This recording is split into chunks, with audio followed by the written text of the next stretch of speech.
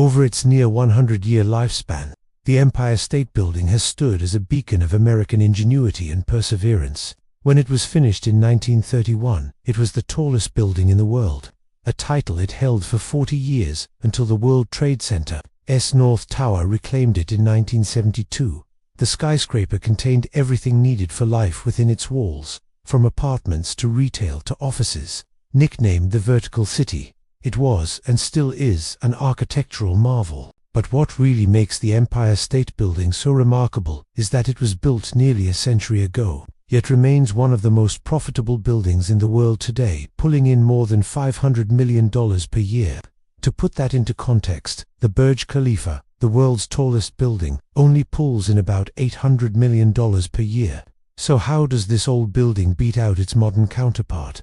Well, it comes down to genius economics. In this video, we'll explore the unique way that the Empire State Building was built to make money. But before we dive in, be sure to give this video a thumbs up if you're really excited to learn more about some of the secrets behind this iconic building. Also, stick around to the end of the video if you want to hear about other famous landmarks that are surprisingly profitable. As impressive as the Empire State Building is, it almost didn't happen. You see, the 1920s saw a construction boom, which led to a rash of new tall buildings being constructed in major cities. This was thanks to new methods of building using a steel frame. Steel frames consist of a structural system made of large-scale factory-produced components, such as columns, beams and trusses, all made out of steel instead of the typical masonry or steel-reinforced concrete used in previous buildings. These new steel frames were able to support much larger buildings while only taking up minimal space inside them. Unlike previous methods, the entire weight of these buildings wouldn't be held up by the walls, allowing for larger windows and more interior space. This gave developers the perfect opportunity to construct taller and stronger buildings without sacrificing interior space. But not everyone was happy about these new developments, especially in New York City, where skyscrapers were already ubiquitous. For example, the New York Times ran an article titled "Skyscrapers May Stop at 750 Feet" in January of 1929. The article outlines the concerns of New Yorkers, who believed that the city's skyline was getting too crowded, and they feared that there wasn't enough room for any more buildings. In fact, the New York Times published this article just 2 months before the market crashed, plunging the city and the rest of the country into the Great Depression. Construction came to a screeching halt, and the project, which would become the Empire State Building, seemed dead in the water. However, the project's investors knew that they had something special and weren't going to let the project die. While there might not have been enough work during the week, there was plenty to go around on the weekends, so the investors decided to continue paying the workers to build the skyscraper one weekend at a time, and their gamble paid off. When the building was finally completed in 1931, it was met with widespread acclaim and became a symbol of American ingenuity and perseverance during the Great Depression. But the Empire State Building was always meant to be a financial success. From the start, financial viability was one of the primary concerns for developers looking to build a skyscraper. You see, adding height to a building does not come cheap.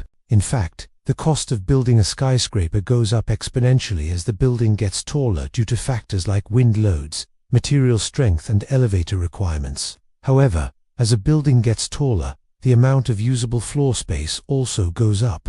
Therefore, developers need to find the optimal height that maximizes profit.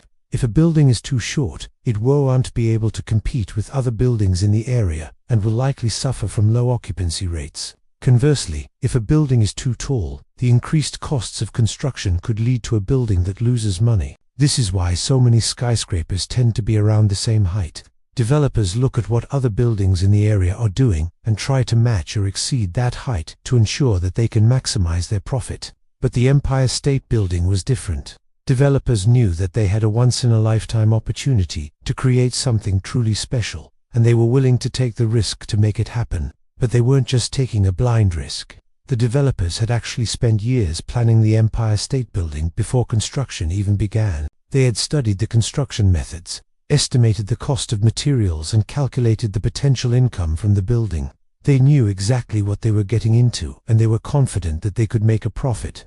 Of course, they couldn't have predicted the Great Depression, but they were able to weather the storm, and the building eventually became a huge success. When it was built, the Empire State Building was the tallest building in the world, but it wasn't the tallest building in New York City. In fact, it was shorter than the nearby Chrysler Building, which was the tallest building in the world at the time.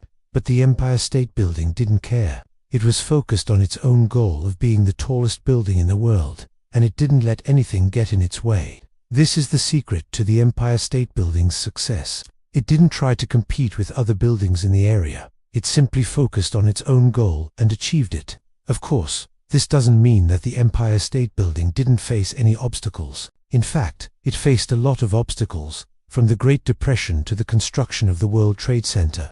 But the building was able to overcome these obstacles and remain successful because it was financially viable from the start. The developers had done their homework and they knew what they were getting into. They took risks, but they were calculated risks based on years of planning and research. But it wasn't just the financial viability of the building that made it successful. It was also the developers' willingness to take risks. They weren't afraid to think big and dream big, and their hard work and determination paid off. And while the Empire State Building was designed to be financially viable, it also had to adhere to strict building regulations. In New York City, the law requires that new skyscrapers provide enough space for light to reach the streets below. This is important because it helps to keep the city from becoming too dark and gloomy. Skyscrapers can block out the sun, and that can make a city feel like a dark and scary place. But the law ensures that this doesn't happen. Of course, this presents quite a challenge when building a skyscraper, as you don't want to block out the sun. But you also can't build a skyscraper without having any setbacks. After all, you need to be able to support the building. The solution is to step back at certain points in the building, which creates setbacks.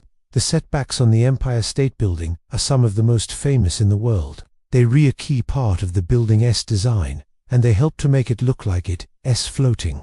These setbacks did not come without trade-offs, however. As we mentioned earlier, adding height to a building increases the amount of usable space, but setbacks reduce the amount of usable space on each floor. This means that developers have to decide whether they want to build a taller building with fewer setbacks or a shorter building with more setbacks. Of course, they want to build the tallest building possible, while still adhering to building regulations, and that's why they use setbacks to create the illusion of a taller building. By stepping back at certain points in the building, they're able to create the impression that the building is taller than it actually is. And this is one of the reasons why the Empire State Building looks so iconic. So while the Empire State Building was built to be financially viable, it also had to adhere to strict building regulations. These regulations ensured that the building didn't block out too much sunlight, but they also limited the amount of usable space on each floor. As a result, the developers had to get creative in order to build the tallest building possible while still adhering to the setback requirements. They accomplished this by stepping back at certain points in the building, which created the illusion of a taller building. This is one of the reasons why the Empire State Building looks so iconic. The construction of the Empire State Building was a marvel of engineering and planning.